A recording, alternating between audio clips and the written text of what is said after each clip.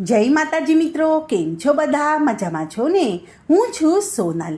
સ્વાગત છે તમારું આપણી યુટ્યુબ ચેનલ ચામુંડા સ્ટુડિયોઝમાં.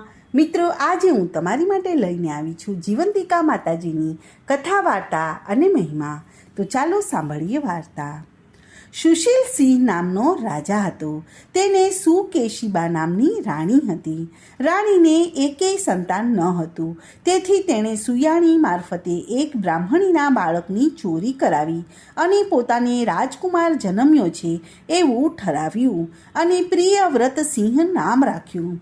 જેનું બાળક ગુમ થયું હતું તે બ્રાહ્મણ પત્નીએ પોતાના પતિની આજ્ઞાથી જીવંતિકા માતાજીનું વ્રત કરવા માંડી.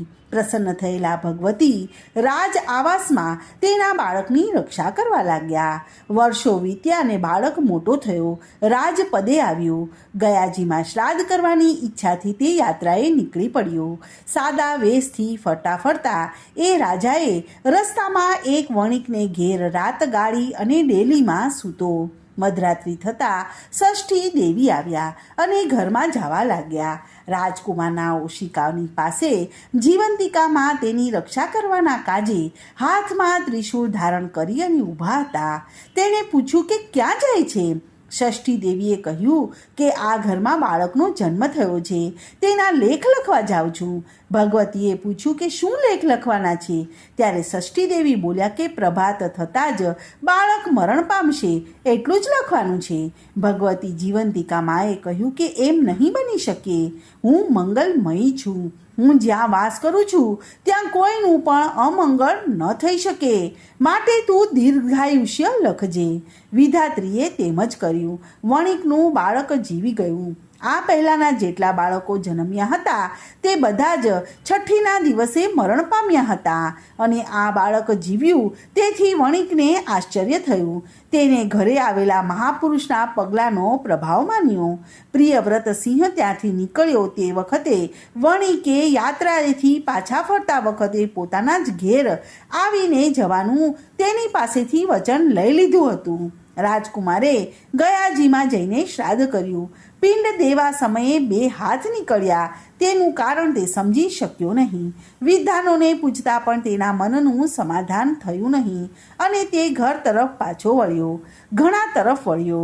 ઘણા દિવસે એ જ વણિકના ગામમાં તેને ત્યાં ઉતારો કર્યો અને બરાબર એવો જોગ આવ્યો કે વણિકની સ્ત્રીએ આ વખતે પણ પુત્રને જન્મ આપ્યો હતો અને આજે તેની છઠ્ઠીનો દિવસ હતો.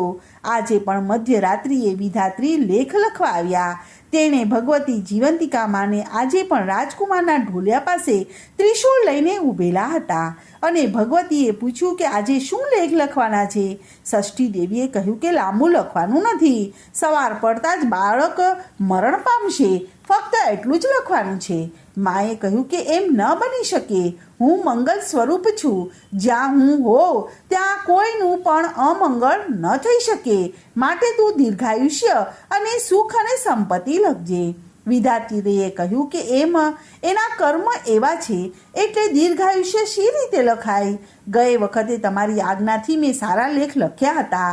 આ વખતે પણ તમે કર્મનો કાયદો તોડાવશો તો જગતનું તંત્ર શી રીતે ચાલશે? ભગવતીએ કહ્યું કે હું મંગલ રૂપ છું અને હું જ્યાં ઊભી હોય ત્યાં કોઈનું પણ અમંગળ ન થઈ શકે, માટે મારી આજ્ઞા છે કે તું દીર્ઘાયુષ્ય લખી દે. ષષ્ઠી દેવીએ કહ્યું કે અસ્તુ. લેખ લખીને પાછા વળતા તેણે પૂછ્યું કે આ તરુણે કયું વ્રત કરીને તમને પ્રસન્ન કર્યા છે કે હંમેશા રાત્રે પણ તમે તેની રક્ષા કરો છો? ભગવતીએ કહ્યું કે તેની મા મારું શુક્રવારનું વ્રત કરે છે. એ વ્રત મને બહુ વહાલું છે, તેથી જ પરદેશમાં પણ હું તેના બાળકનું રક્ષણ કરું છું. વ્રતને દિવસે તે લીલા અને પીળા વસ્ત્ર પહેરતી નથી અને લીલા અને પીળા માંડવા નીચે થઈને જતી નથી. ચોખાના પાણીને ઓળંગતી નથી અને મને અનન્ય ભાવથી મારું શરણ ગ્રહણ કરી અને મારું જ સ્મરણ કરે છે. મને જરા પણ વિસરતી નથી. તો પછી હું એના બાળકને શી રીતે વિસરું? પ્રિયવ્રતસિંહે આ બધું સાંભળી લીધું અને સવારે બાળક જીવતું રહ્યું. રાજકુમાર પોતાને ઘેર આવ્યો. માને પૂછ્યું કે તમે જીવંતિકામાનું વ્રત કરો છો? તો માએ ના કહી.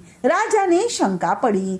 સાચી માને શોધવા તેણે શ્રાવણ માસના શુક્રવારે ઉજાણી કરી. સઘળી સ્ત્રીઓ પીળા વસ્ત્રો પહેરીને આવે એવો હુકમ કર્યો. બ્રાહ્મણ પત્ની તેની ખરી માં હતી અને તેણે જીવંતિકા માનું વ્રત કર્યું હતું. તે ન ગઈ, કારણ જાણી અને રાજાએ લાલ વસ્ત્રો મોકલાવ્યા. તે ધારણ કરીને તે રાજા પાસે ગઈ. માના હૃદયમાં વાત્સલ્યનું પૂર ઉભરાયું. રાજા માના પગમાં પડી ગયો. તેણે માને ઓળખી લીધી અને માએ પુત્રને ઓળખી લીધો.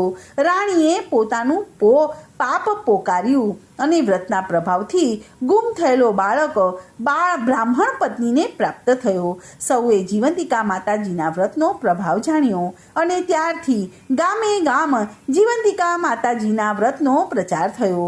રાજા અને તેની મા ભગવતી જીવંતિકા માના પ્રભાવથી સર્વ સુખ ભોગવી અને અંતે માના ધામમાં ગયા. બોલો કૃષ્ણ કનૈયા લાલ કી જય.